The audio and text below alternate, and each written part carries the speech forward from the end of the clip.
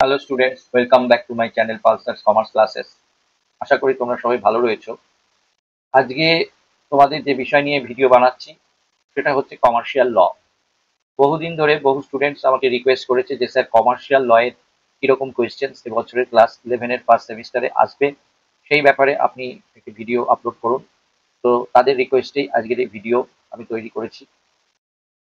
তো আমরা চলে যাই মেন কাজে, যে তোমাদের কমার্শিয়াল লতে কিভাবে কোয়েশ্চেন্স আসবে, কিরকম কোয়েশ্চেন প্যাটার্নে আসবে এবং সেই কোয়েশ্চেন্স গুলো তোমরা কিভাবে আনসার দেবে সেই ব্যাপারে ডিটেলস আলোচনা করব। তোমাদের কমার্শিয়াল ল যে প্রথম চ্যাপ্টার আছে, আইনের উৎস বা ইন্ট্রোডাকশন অফ ল, এই চ্যাপ্টারটার উপরেও কিছু এমসিকিউ এখানে আছে এবং তার সঙ্গে যে ইন্ডিয়ান কন্ট্রাক্ট অ্যাক্ট 1872, ভারতীয় চুক্তি আইন 1872, সেই আইনেও বেশ কিছু কোয়েশ্চেন্স এখানে আছে। বেশিরভাগটাই কন্ট্রাক্ট অ্যাক্টের উপরেই আছে। তো এই কোয়েশ্চেন্স গুলো এরকম ভাবে তোমাদের আসবে এবং তোমরা কিভাবে প্রিপেয়ার্ড হবে সেইগুলো আমি ডিটেলসে আজকের ভিডিওতে আলোচনা করব। প্রথমে যেমন একটা তোমাদের কোয়েশ্চেন আসতে পারে, সেটা হচ্ছে সঠিক বিকল্পটি নির্বাচন করো।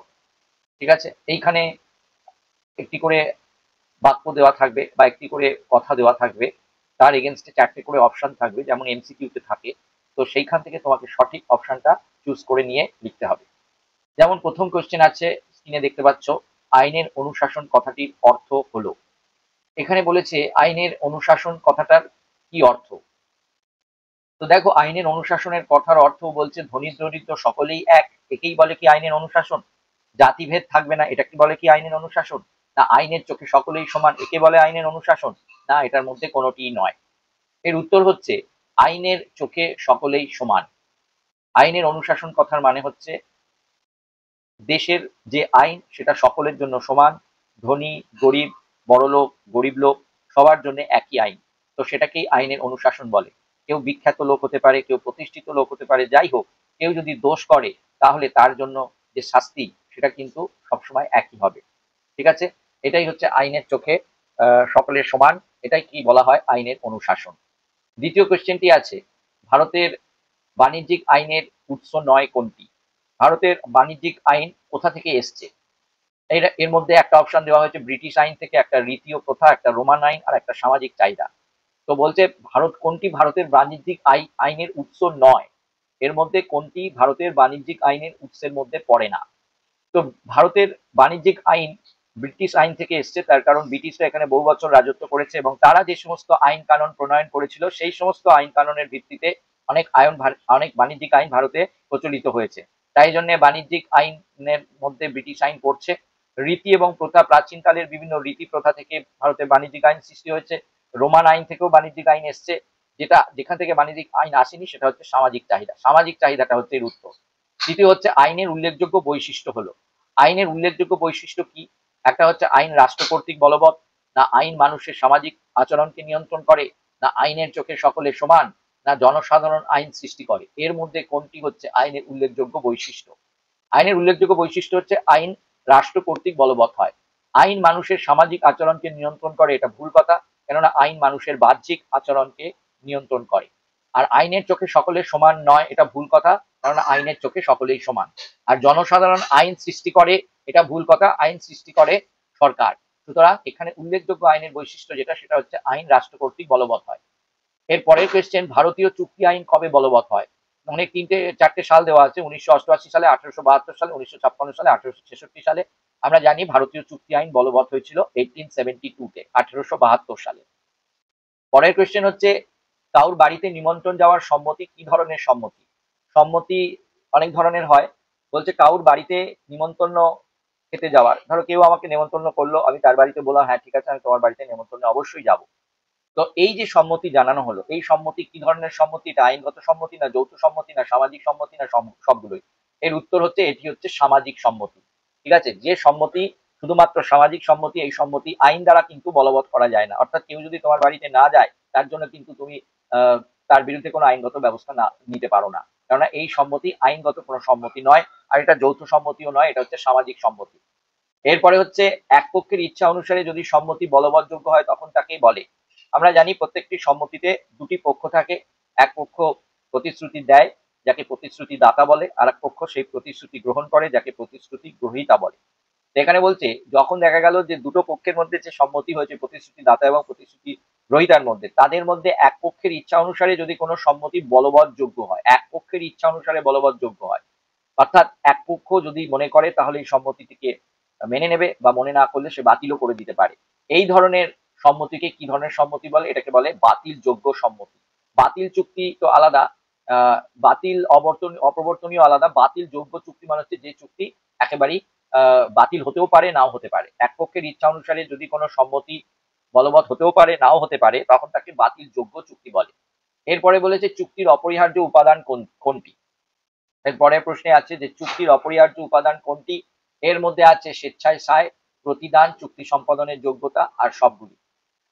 হ্যাঁ, এইখানে উত্তর হচ্ছে সবগুলি। তার কারণ একটি চুক্তির অপরিহার্য উপাদান হচ্ছে স্বেচ্ছায় সায় থাকতে হবে। চুক্তিতে যে পক্ষ রাজি হচ্ছে সে স্বেচ্ছায় রাজি হতে হবে তাকে। চুক্তিতে কোনো প্রতিদান থাকতে হবে এবং চুক্তি সম্পাদনের যাদের যোগ্যতা আছে সেরকম লোকই চুক্তি সম্পাদন করতে পারবে। এগুলি সবই হচ্ছে চুক্তির অপরিহার্য উপাদান। এরপরে হচ্ছে যে ব্যক্তি প্রস্তাব দেন তাকে বলে কি। যে ব্যক্তি প্রস্তাব দেন তাকে বলা হয় প্রস্তাবকারী। ঠিক আছে, যে ব্যক্তি প্রস্তাব দেন তাকে বলে প্রস্তাবকারী। যিনি প্রস্তাব গ্রহণ করেন তিনি হচ্ছেন প্রস্তাব গ্রহীতা, আর ক্রেতা বিক্রেতা তো হবেই না। সুতরাং যে ব্যক্তি প্রস্তাব দেন তাকে বলে প্রস্তাবকারী। এরপরে হচ্ছে প্রতিদান সম্বন্ধে নিচের কোন মন্তব্যটি সঠিক নয়। প্রতিদান মূল্যহীন হতে পারে, এই কথাটা সঠিক নয়। প্রতিদান অবশ্যই মূল্যযুক্ত হতে হবে, অর্থাৎ প্রতিদানের একটা মূল্য থাকতে হবে। প্রতিদান সবসময় টাকার মূল্যে হতে হবে এমন কোনো ব্যাপার নেই, এটা ঠিক কথা। কারণ প্রতিদান অনেকে কোনো কাজের বিনিময়েও প্রতিদান দিতে পারে, আর প্রতিদানের মূল্য কমও বা বেশিও হতে পারে। যেমন আমি একটা 10 লাখ টাকার বাড়ি কিন্তু 2 টাকাতে বা 1 টাকাতেও কিনে নিতে পারি, 10 টাকাতেও কিনে নিতে পারি। যদি কেউ আমাকে, আমার কোনো বন্ধু আমাকে দেয়, আমি 1 টাকার বিনিময়ে যদি সেই জিনিসটা কিনে নিই, তাহলেও কিন্তু সেটা অবশ্যই প্রতিদান হবে। তাই প্রতিদান যে সমমূল্যের হতে হবে এমন কোনো ব্যাপার নেই, প্রতিদান থাকলেই হলো। কিন্তু যেটি এর মধ্যে সঠিক নয় সেটা হচ্ছে প্রতিদান কখনো মূল্যহীন হতে পারে না, প্রতিদানে কোনো না কোনো মূল্য থাকতেই হবে। পরের প্রশ্ন হচ্ছে যে প্রস্তাব গ্রহীতার ক্ষেত্রে স্বীকৃতি জ্ঞাপন কখন সম্পন্ন হয়। প্রস্তাব গ্রহীতা, যিনি প্রস্তাব গ্রহণ করছেন, প্রস্তাবে রাজি হচ্ছেন, তিনি কখন তার প্রস্তাবটি স্বীকৃতি জ্ঞাপন করে। বলছে এইটার উত্তর হচ্ছে স্বীকৃতি পত্রটি ডাকে ফেলার সাথে সাথে। স্বীকৃতি পত্রটি যখনই তিনি ডাকে ফেলে দিচ্ছেন, তখনই ধরো তিনি হয়তো ডাক যোগে তার স্বীকৃতি জানাচ্ছেন। তো প্রস্তাব গ্রহীতা যে স্বীকৃতি ডাক যোগে জানাচ্ছেন, সেক্ষেত্রে ডাকে স্বীকৃতিটি ডাকে ফেলার সাথে সাথেই, মানে চিঠিটি, যে চিঠির মাধ্যমে তিনি স্বীকৃতি জানাচ্ছেন সেটি ডাকে ফেলার সাথে সাথেই তার কিন্তু স্বীকৃতি জ্ঞাপন সম্পন্ন হয়ে যায়। স্বীকৃতি প্রস্তাবকারীর উদ্দেশ্যে পাঠানোর মনস্থ করলে এটা ঠিক কথা নয়। প্রস্তাবকারীর কাছে স্বীকৃতির সংবাদ পৌঁছলে এটাও ঠিক কথা নয়। একটাই উত্তর, যেটা হচ্ছে স্বীকৃতি পত্রটি ডাকে ফেলার সাথে সাথেই প্রস্তাব গ্রহীতার ক্ষেত্রে স্বীকৃতি জ্ঞাপন সম্পন্ন হয়ে যায়। এইরকম এমসিকিউ কোয়েশ্চেন তোমাদের আসবে। এরপরে আছে তোমাদের পরের কোয়েশ্চেন, যেটা হচ্ছে সঠিক উত্তরটি বেছে নিয়ে শূন্যস্থান পূরণ করো। যেমন বলেছে আইন মানুষের ড্যাশ আচরণকে নিয়ন্ত্রণ করে। আইন অবশ্যই মানুষের বাহ্যিক আচরণকে নিয়ন্ত্রণ করে। ঠিক আছে, আইন মানুষের বাহ্যিক আচরণকে নিয়ন্ত্রণ করে। পরের প্রশ্ন, প্রতিদান কার ইচ্ছা অনুযায়ী হয়ে থাকে। প্রতিদান প্রতিশ্রুতি দাতার ইচ্ছা অনুযায়ী হয়ে থাকে। ঠিক আছে, প্রতিশ্রুতি দাতা যিনি আছেন তার ইচ্ছা অনুযায়ী কিন্তু প্রতিদান প্রদান করতে হবে। এটা খুব একটা ইম্পর্টেন্ট পার্ট। প্রতিশ্রুতি দাতার ইচ্ছা অনুযায়ী প্রতিদান হবে। কেবলমাত্র ড্যাশ ব্যক্তি চুক্তি সম্পাদনে যোগ্য। কারা চুক্তি সম্পাদনে এখানে যোগ্য? যে দেউলিয়া সে পারে না, যে বিদেশি শত্রু সে পারে না, নাবালক পারে না। তাহলে উত্তর হচ্ছে একমাত্র সাবালক যিনি, তিনি চুক্তি সম্পাদন করতে পারেন। পরের প্রশ্ন আছে যে চুক্তি আইনগতভাবে বলবৎযোগ্য হয় না সেটাকে কি বলে। সেটাকে বলা হয় বেআইনি চুক্তি। আইনগতভাবে যে চুক্তি বলবৎযোগ্য নয় সেটাকে আমরা বলবো বেআইনি চুক্তি। এরপরে আছে প্রতিদান প্রতিশ্রুতি প্রদানের আগেই কোনো পক্ষ প্রতিদান প্রদান করলে সেই প্রতিদানকে কি বলে।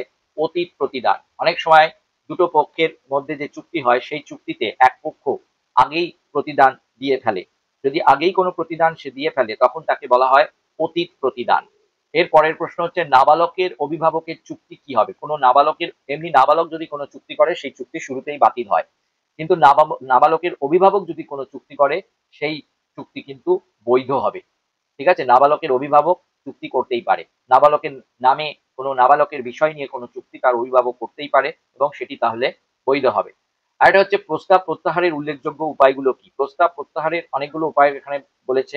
লোকমুখে যুক্তিসঙ্গতভাবে প্রচারের মাধ্যমে না, প্রস্তাব প্রত্যাহারের উল্লেখযোগ্য উপায় হলো বিজ্ঞপ্তির মাধ্যমে। এর পরের প্রশ্ন আছে কোথায়, এটা কোথায় হবে না, হবে কথায় বা আচরণের দ্বারা অসমর্থিত মানসিক স্বীকৃতি আইনের চোখে কি। না, এটি আইনের চোখে স্বীকৃতি নয়। অর্থাৎ কথা কেউ কোনো কোনো কথা বললো না, কোনো আচরণের দ্বারাও প্রকাশ করলো না। ধরো কাউকে কোনো প্রস্তাব দেওয়া হলো, সে চুপচাপ বসে রইলো কাঠের পুতুলের মতন। তার আহ, সে মানসিকভাবে বা কোনো আচরণের মাধ্যমে সে কোনো কিছু জানালো না, ঠিক আছে, কোনো কথা বললো না, কোনো আচরণের মাধ্যমেও সে তার আহ, এই এই স্বীকৃতি সে দিচ্ছে কি দিচ্ছে না সেই ব্যাপারে কিছু জানালো না। তো সেক্ষেত্রে বলছে যে কথায় বা আচরণের দ্বারা অসমর্থিত মানসিক চুক্তি আইনের মানসিক স্বীকৃতি কিন্তু আইনের চোখে স্বীকৃতি নয়। কেউ যদি চুপ করে বসে থাকে, কোনো স্বীকৃতি না দিয়ে কাঠের পুতুলের মতন কোনো আচরণ বা কোনো কথা প্রকাশ না করে, তাহলে সেটা কিন্তু আইনের চোখে কোনো স্বীকৃতি বা অ্যাকসেপ্টেন্স হয় না। এরপরে তোমাদের এই 3 নম্বর পার্টটা খুব ইম্পর্টেন্ট। এখানে 4টে করে বাক্য দেওয়া আছে, দিয়ে বলা হয়েছে কোনটা সত্য, তার মধ্যে কোন বাক্যটা সত্য এবং কোন বাক্যটি মিথ্যা সেটা তোমাদের বলতে হবে। যেমন বলেছে আইন মানুষের বাহ্যিক আচরণকে নিয়ন্ত্রণ করতে পারে না, এটা ভুল কথা লেখা আছে, কারণ আইন মানুষের বাহ্যিক আচরণকেই নিয়ন্ত্রণ করে, এটা ভুল লেখা আছে। 2 নম্বরে লেখা আছে যে ঊর্ধ্বতনের প্রতি অধস্তনের আদেশই হলো আইন, একদম ভুল কথা। বলছে উপরতলার লোকের নিচের তলার লোককে যে আদেশ দেয় সেটাই হলো আইন। আইন মানুষের প্রচলিত আচার ব্যবহার থেকেই আইনের সৃষ্টি হয়, এটা ঠিক কথা, মানুষের প্রচলিত আচার ব্যবহার থেকে আইনের সৃষ্টি হয়। আর আইনের চোখে সকলেই সমান, এটাও ঠিক কথা। আইনের চোখে সকলেই সমান 4 নম্বর, এটা ঠিক লেখা আছে, আইনের চোখে সকলেই সমান। আর মানুষের প্রচলিত আচার ব্যবহার থেকেই আইনের সৃষ্টি হয়, এটাও ঠিক কথা লেখা আছে, মানুষের প্রচলিত আচার ব্যবহার থেকেই আইনের সৃষ্টি হয়, এই দুটো ঠিক কথা লেখা আছে। আর তার মানে 3, 4 হচ্ছে সত্য। আর আইন মানুষের বাহ্যিক আচরণকে নিয়ন্ত্রণ করতে পারে না, এটা ভুল কথা। এটা হবে আইন মানুষের বাহ্যিক আচরণকে নিয়ন্ত্রণ করতে পারে, আর ঊর্ধ্বস্তনের প্রতি অধস্তনের আদেশ হলেন, তাহলে এই দুটো ভুল কথা লেখা আছে। এইটা আর এইটা, এই দুটোকে ভুল কথা লেখা আছে। তাহলে আমাদের উত্তর হচ্ছে ডি পয়েন্টটা, যেখানে বলা হচ্ছে 3 এবং 4 হচ্ছে সত্য, আর 1 আর 2 হচ্ছে মিথ্যা। ঠিক আছে, এইভাবে আমাদের এই বাক্যগুলো ভালো করে পড়ে বুঝে কোনটা সত্য কোনটা মিথ্যা 4টে করে অপশন আছে, সেটা তোমাদের ঠিক করে নির্বাচন করে টিক মারতে হবে। এরপরে বলছে চুক্তির আবশ্যকীয় উপাদান হলো, দেখতে পাচ্ছ চুক্তির আবশ্যকীয় উপাদান বলে বলছে সম্মতি, সম্মতি আইন দ্বারা বলবৎযোগ্য হতে হবে, প্রতিশ্রুতি, প্রতিদান। একটা চুক্তির আবশ্যকীয় উপাদানের মধ্যে সম্মতি অবশ্যই থাকবে, 1 নম্বরটা ঠিক কথা। সম্মতি আইন দ্বারা বলবৎযোগ্য হতে হবে, এটাও ঠিক কথা।